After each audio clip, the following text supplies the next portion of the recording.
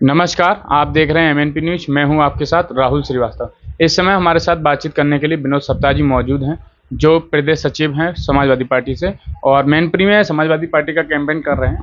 Sir, आप मैनपुरी में Samajwadi party के लिए कैंपेन कर रहे हैं, किस तरीके का आपको माहौल देखने को मिल रहा है मैनपुरी में? समाजवादी पार्टी की लोकसभा इंडिया गठबंधन की प्रत्याशी माननीय श्रीमती डिम्पल यादव जी के पक्ष में हम जन समर्थन के लिए यहाँ आए हैं और लोगों से जो हमने गांव-गांव जाकर के कई विधानसभा में संपर्क किया है, तो जनता ने बताया है कि ये चुनाव पीडीए का चुनाव है। ये चुनाव दलितों, पिछड़ों, अल्पसंख्यक भाइयों का और जो कमज़ोर वर्ग के लोग हैं अगड़े, उनका चुनाव है। जब संविधान को ख़त्म करने का काम भारतीय जनता पार्टी और केंद्र की सरकार कर रही है, हमें संविधान को बचाना है, हमें लोकतंत्र को बचाना है, हमें अपने आरक्षण को बचाना है। 2017 के बाद जब भारतीय जनता पार्टी की सरकार उत्तर प्रदेश में आई और केंद्र में मोदी जी की सरकार 2014 के बाद आई, तो आप लोगों ने देखा होगा, मीडिया के साथियों ने, जितनी भर्तियाँ हो रही हैं, चाहे वो पब्लिक सर्विस कमीशन हो, चाहे पीसीएस जे हो, चाहे किसी भी यूनिवर्सिटी में प्रोफेसर से लेकर के चपरासियों तक की जो भर्तियाँ हो रही हैं, उसमें तो दलित और पिछड़े वर्ग के लोगों को बिल्कुल सफाया कर दिया गया है। वर्ग विशेष के लोगों की भर्तियाँ हो रही हैं। इसलिए आरक्षण को इस सरकार ने, भारतीय जनता पार्टी ने बिल्कुल ख़त्म कर दिया है। हमें आरक्षण को बचाना है, हमें संविधान को बचाना है और जो भ्रष्टाचार जिस सरकारों में हुआ है, केंद्र से लेकर प्रदेश तक, आप जानते हैं भारत की वित्त मंत्री श्रीमती निर्मला सीतारमण, उनके पति जो बहुत बड़े अर्थशास्त्री प्रभाकर जी, उन्होंने एक प्रेस कॉन्फ्रेंस की सुप्रीम कोर्ट के दखलंदाजी के बाद और प्रेस में कहा कि विश्व का सबसे बड़ा ये घोटाला है इलेक्ट्रल घोटाला, और जनता दंग रह गई। देश की कितना बड़ा घोटाला ये सरकार कर गई और पता भी नहीं चला। आज उसको जो घोटाला हुआ है, देश की जनता की कमाई है, वो बड़े पूंजीपतियों के पास चली गई, कुछ कंपनियों के पास चला गया, उसका बदला लेने का समय आ गया है। आप देख रहे होंगे अग्निवीर योजना इन्होंने चलाई। देश का नौजवान किसान का बेटा अपनी तैयारी करता है कि हम सेना में जाएंगे, फौज में जाएंगे, इन्होंने 4 साल की कर दी, उसका भविष्य चौपट करने का काम कर दिया। और मुझे तो ऐसा भरोसा है कि अगर ये वापस आए, हालांकि ये वापस नहीं आ रही, तो ये अडानी की कंपनी के द्वारा भर्ती ना करा दें फौज में। और दिल्ली में किसान अपनी फसल का मुआवजा लेने के लिए बैठे, 800 किसानों की जान चली गई। उनके बारे में इस सरकार ने आज तक कुछ नहीं सोचा।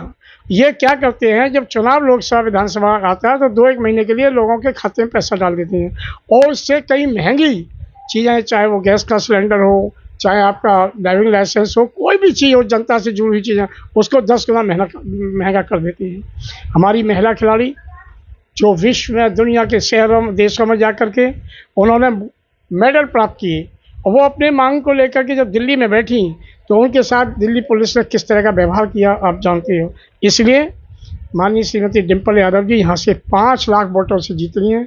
मैं कई लोकसभा में गया हूँ, बरेली, अलीगढ़, मैंने देखा है इंडिया गठबंधन और समाजवादी पार्टी इस बार भारतीय जनता पार्टी का केंद्र से सफाया करने जा रही है, ये मुझे पूरा भरोसा है। आप काफ़ी दिन से कैंपेन कर रहे हैं क्षेत्र में, क्या लगता है आपको ये मोदी की जो योजनाएं हैं, इन सब का फर्क नहीं पड़ेगा? मोदी जी की कोई योजनाएं जमीन पर नहीं है, फर्जी योजनाएं होती हैं। अभी मोदी जी ने पार्लियामेंट में कहा था कि हम दलित और पिछड़े वर्ग के लोग मंद बुद्धि से काम करते हैं, इसलिए सरकारी काम करते हैं, इसलिए इनको आरक्षण की जरूरत नहीं है। अब मोदी जी कह रहे हैं कि मेरे जिंदा रहते हुए आरक्षण नहीं जाएगा। ये डुप्लीकेट बात करते हैं, कब झूठ बहुत बोलते हैं ये लोग। अभी देश के गृह मंत्री ने कहा है, अमित शाह ने, कि भारतीय जनता पार्टी सरकार हुए पिछड़े दलितों को आरक्षण बिल्कुल नहीं दिया जाएगा, साफ किया जाएगा। ये एक तरफ गृह मंत्री कह रहे हैं आरक्षण खत्म किया जाएगा, प्रधानमंत्री कह रहे हैं कि आरक्षण खत्म नहीं होगा। अरे भाई प्रधानमंत्री जी, देश की जनता आपसे पूछना चाहती है कि आपने पार्लियामेंट में कह दिया कि इन लोगों को आरक्षण की जरूरत नहीं है, तो बचा क्या? जहाँ कानून बनता है सदन के अंदर आपने कह दिया, तो और हम देख रहे हैं तमाम लिस्टें आउट हो रही हैं बड़े घरानों के बच्चों को।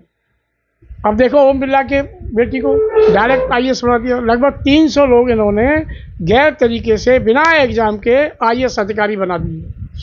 आप बताइए, हिंदुस्तान की जितनी भी जेलें हैं उनका अगर किसी भी एजेंसी से जांच करा ली जाए तो उसमें दलितों और पिछड़ों के, अल्पसंख्यकों के बच्चे जेलों में ठूस दिए गए हैं। एक चिंता का विषय है, फर्जी मुकदमे लगे हैं, जांच हो जाए तो फर्जी मुकदमे साबित हो जाएंगे।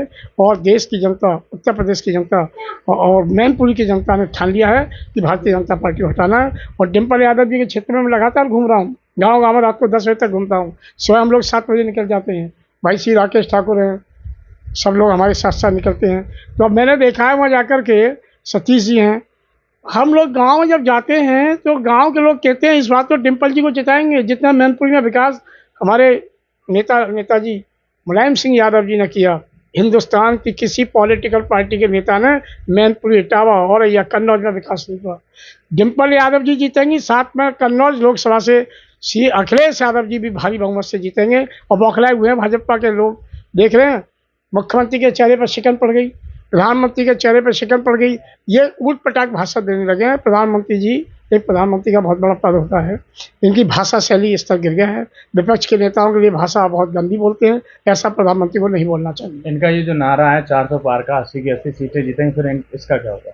ये 400 पार का तो इसलिए नारा देते हैं कि इनका जो मीडिया है ना, गोदी मीडिया, वो बोलता रहे, लेकिन ये तो 100 सीट भी नहीं ला रहे इस बार। ये उत्तर प्रदेश से साफ हो रहे हैं, राजस्थान से साफ हो रहे हैं, मध्य प्रदेश से हो रहे हैं, पंजाब में इनका खाता नहीं खुल रहा, गुजरात में ये 50% इंडिया गठबंधन जीत रहा है, और ये दिल्ली जा रहे हैं, हरियाणा जा रहे हैं, उत्तर प्रदेश से हम 40 से 45-50 सीटें जीतने जा रहे हैं। तो इनका सफाया खुद ही हो रहा है, 400 नहीं 100 सीट भी नहीं ला पाएंगे।